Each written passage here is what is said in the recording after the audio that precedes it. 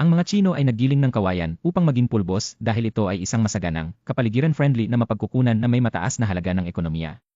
Nagsisimula ang proseso sa pagpili ng mga mature na puno ng kawayan para sa kalidad.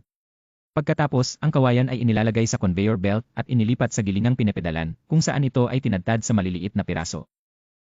Ang material, matapos tinadtad, ay dinadala sa pamamagitan ng conveyor belt sa mga truck papuntang pabrika para sa karagdagang pagproseso.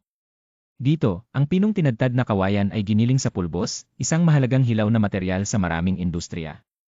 Ang kawayan pulbos ay pinindot sa espesyal na tabla ng kahoy para sa mga kasangkapan at materyales sa konstruksyon.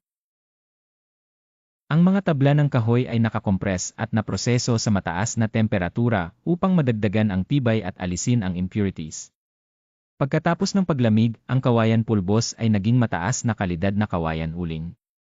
Sa wakas, ang uling ng kawayan ay maingat na nakapackage at